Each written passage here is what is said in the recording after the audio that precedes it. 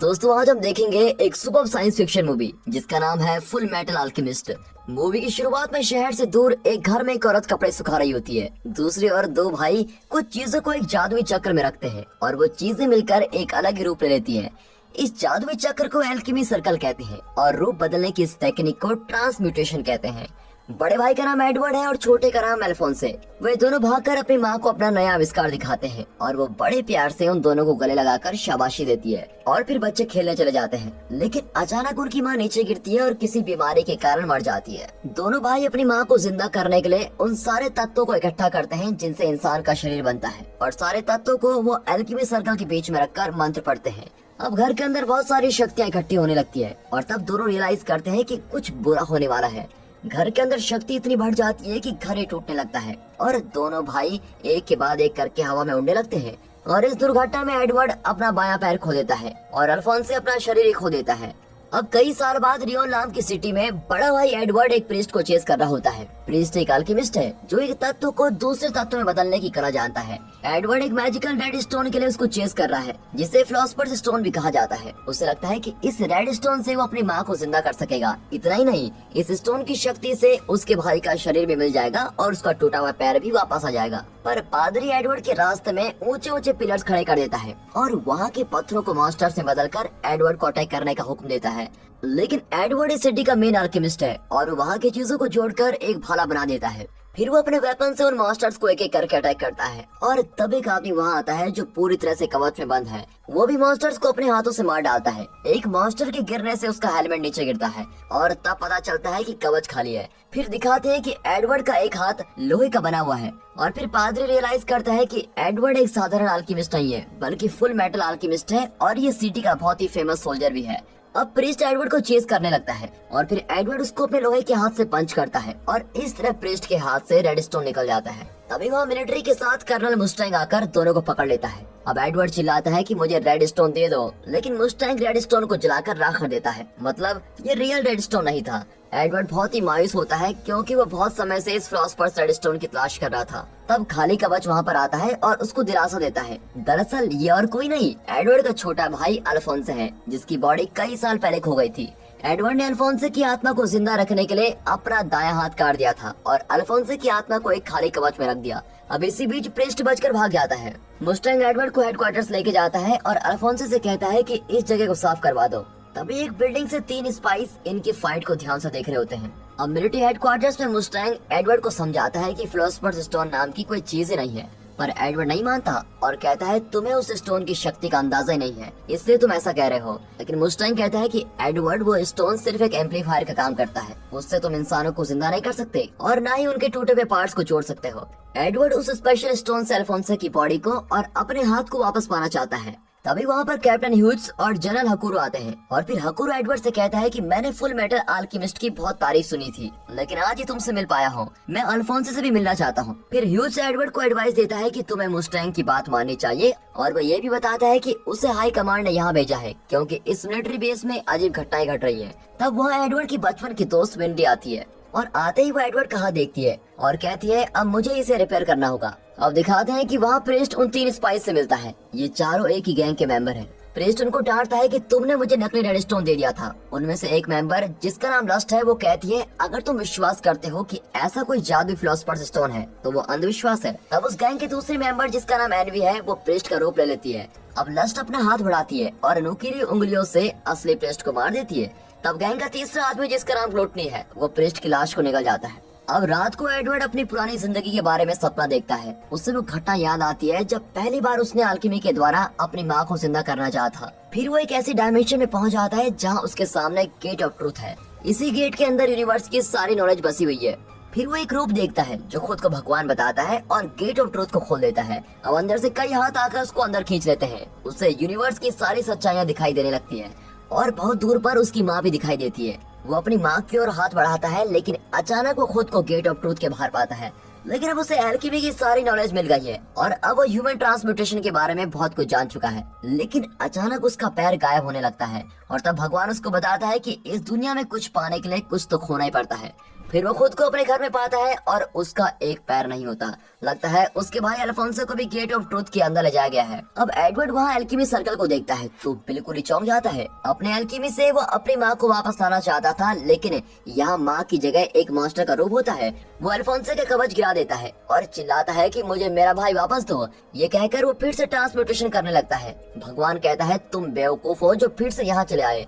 ये कहकर वो एडवर्ड का हाथ भी छीन लेता है और तब एडवर्ड पसीना पसीना होकर उड़ जाता है और फिर अल्फोंसो अपने कवच में उसके सामने खड़ा होता है। लगता है एडवर्ड बहुत ही डरावना और लंबा सपना देख रहा था। अब अगले दिन मुस्टैंग दोनों भाइयों को लेकर टकर नाम के अल्केमिस्ट के पास जाता है। जनरल हुकुरो ने उसे ऑर्डर दिया था कि वो फिलोसोफर्स स्टोन का पता लगाने में एडवर्ड की मदद करे। फिर वे एक मैंशन में पहुंचते हैं जहां टकर, उसकी बेटी नीना और उसका डॉग एलेक्स रहते हैं। टकर बहुत ही स्ट्रेस में होता है क्योंकि उसे मिलिट्री का टेस्ट पास करना है और अगर वो फेल हो गया तो मिलिट्री उसे यूजलेस समझकर खत्म कर देगी। वो एडवर्ड को अपने काम के बारे में बताता है। दरअसल उसने कई पशु पक्षियों को मिक्स करके नए प्राणी बनाए होते हैं। फिर टकर एक्सप्लेन करता है कि 2 साल पहले उसने बातें करने वाला एक प्राणी बनाया था और इसी बात से खुश होकर मिलिट्री ने उसको स्टेट एल्केमिस्ट की पदवी दी थी। लेकिन वो प्राणी सिर्फ 3 शब्द ही बोल सका और फिर मर गया। और फिर एडवर्ड बताता है कि उसे भी अल्फोंसो की आत्मा को कवच में जिंदा रखने के लिए अपना हाथ खोना पड़ा था। ऊपर से इस दौरान अल्फोंसो की पुरानी मेमोरी भी मिट गई थी। इतना ही नहीं, मैं गेट ऑफ ट्रूथ के अंदर जाकर भी देख चुका हूँ। फिर टकर उसे प्रॉमिस करता है कि वो अल्फोंसो की बॉडी और उसकी मेमोरी वापस लाने में एडवर्ड की मदद करेगा। फिर वो अल्फोंसो को टकर के पास छोड़कर मार्को नाम के डॉक्टर से मिलने जाता है। टकर ने बताया था कि डॉक्टर मार्को फिलोसोफर्स स्टोन के बारे में जरूर जानते होंगे। फिर एक स्टेशन में वेंड्री एक आदमी को देखती है जो बिल्कुल डॉक्टर मार्को जैसा दिखता है। अब दोनों उठकर उसको फॉलो करके एक बिल्डिंग में पहुंच जाते हैं, लेकिन अचानक मार्को उन पर शूट करने लगता है। उसे लगता है कि ये दोनों मिलिट्री से आए हैं। फिर ऐन वक्त पर एडवर्ड मार्को की गन को डिसेबल कर देता है और उसको बेहोश करता है। और जब उसे होश आता है तो एडवर्ड उससे फिलोसोफर्स स्टोन के बारे में पूछता है, पर मार्को उसको कहता है कि उसके बारे में न जानना ही तुम्हारे लिए बेहतर होगा। और तभी अचानक मार्को इनके पीछे शूट करता है और तब पता चलता है कि लस्ट छुपकर इनकी बातें सुन रही थी। लस्ट मार्को की ओर बढ़ती है और मार्को उसे फिर शूट करता है, लेकिन लस्ट का घाव तुरंत ठीक हो जाता है। फिर अपने कील जैसी उंगलियों को बड़ा करके वो मार्को, एडवर्ड और वेंडी को दीवार पर लॉक कर देती है। फिर वो मार्को की छाती पर वार करके गायब हो जाती है। अब एडवर्ड मार्को को बचाने की कोशिश करता है, लेकिन मरने से पहले मार्को बताता है कि फिलोसोफर्स स्टोन की सच्चाई उसे लैब 5 में मिलेगी। और फिर एडवर्ड तुरंत ट्रेन पकड़कर अगले दिन टकर के घर पहुंचता है, पर वहाँ कोई नहीं होता। सेकंड फ्लोर पर टकर उसे अपनी लेटेस्ट क्रिएशन दिखाता है, एक नया प्राणी जो बात भी कर सकता है। और जब वो प्राणी बात करने लगता है तो एडवर्ड पास जाकर उसको ध्यान से देखता है। उस प्राणी का ओरिजिन जानकर एडवर्ड एकदम शॉक हो जाता है। असल में टकर ने अपनी बेटी और डॉग को मिक्स करके यह नया प्राणी बनाया होता है। इससे पहले जो टकर ने बोलने वाला प्राणी बनाया था वो उसकी वाइफ और किसी और प्राणी को मिक्स करके बनाया गया था। ये जानकर एडवर्ड बहुत ही गुस्से में टकर को पीटने लगता है। फिर ऐन वक्त पर अल्फोंसो आकर अपने भाई को रोक लेता है। अब मुस्टैंग मिलिट्री के साथ वहाँ आता है और इंसानों पर इलीगल एक्सपेरिमेंट करने के जुर्म में वो टकर को अरेस्ट कर लेते हैं। एडवर्ड ये सोचकर बहुत ही दुखी होता है कि अगर वो एक छोटी बच्ची की जान भी नहीं बचा पाया तो अपने भाई का शरीर वापस कैसे लाएगा।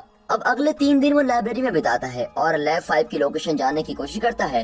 ह्यूज और उसकी असिस्टेंट रॉस भी उसकी मदद करते हैं, पर उनको कोई क्लू नहीं मिलता। तब जनरल हुकुरो आकर कहता है कि मैं लैब 5 की लोकेशन जानता हूँ। लैब 5 दरअसल एक मिलिट्री फैक्ट्री का नाम है जो आजकल बंद है। और ये सुनते ही एडवर्ड तुरंत उस फैक्ट्री की ओर भागता है, लेकिन उसको वहाँ कुछ नहीं मिलता।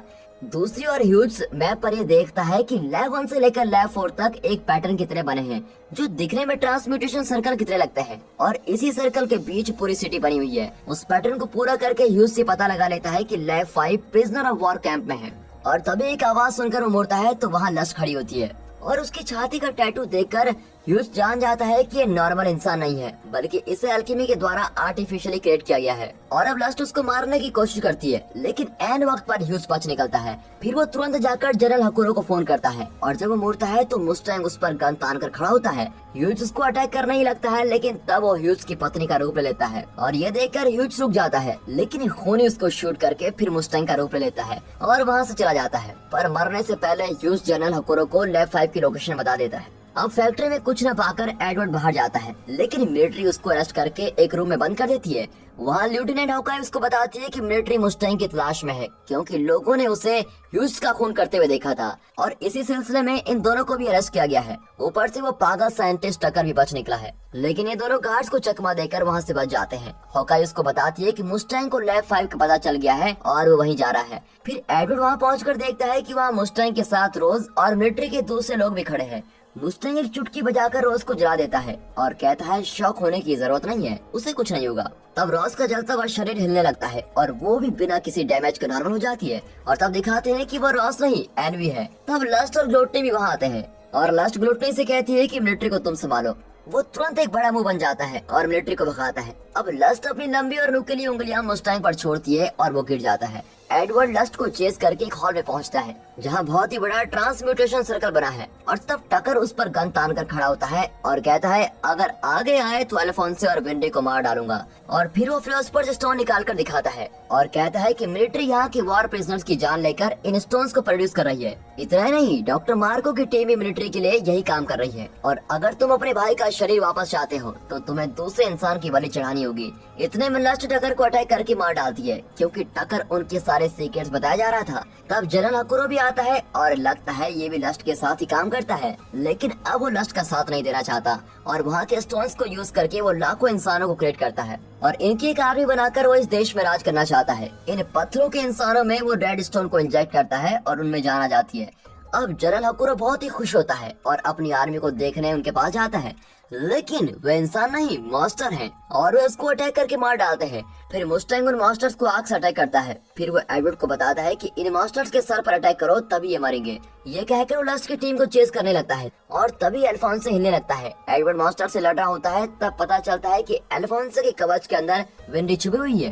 एडवर्ड बहुत ही खुश होता है कि उन दोनों को कुछ नहीं हुआ। अब हॉकाई आर्मी के साथ मास्टर्स को अटैक करने के लिए तैयार होती है। फिर वे मिलकर मास्टर के सर पर एम करके उन्हें एक एक करके मार डालते हैं। यहाँ दूसरी ओर मुस्टैंग एनिमी पर आग लगा देता है, लेकिन पहले लगे घावों से उसको बहुत ही दर्द होता है। फिर लास्ट उन पर हंसती है और कहती है मैंने मौत को जीत लिया है। ये कहकर वो अपने अंदर के रेड स्टोन दिखाती है जिसके रहते वो कभी नहीं मरेगी।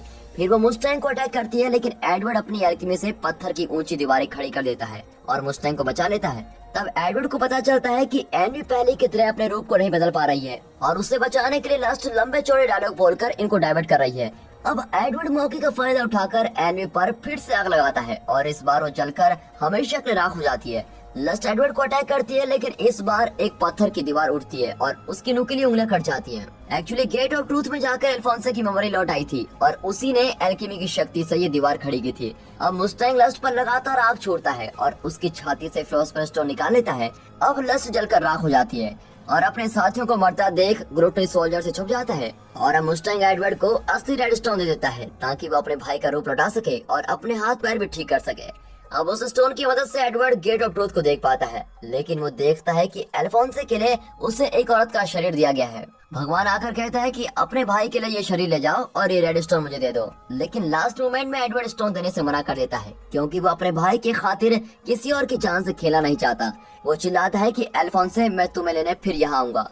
फिर एडवर्ड रियलिटी में लौटकर अपने भाई से माफी मांगता है। अल्फोंसे उसे माफ कर देता है और कहता है मुझे भी किसी दूसरे का शरीर लेना बिल्कुल पसंद नहीं है। अब वे सब देखते हैं कि एक बार फिर सूरज निकल रहा है और अगले शॉट में एडवर्ड और अल्फोंसे एक ट्रेन में जा रहे होते हैं। एडवर्ड वादा करता है कि वो अल्फोंसे को एक नया शरीर जरूर दिलवाएगा, लेकिन किसी दूसरे इंसान को कभी ठेस नहीं पहुंचाएगा।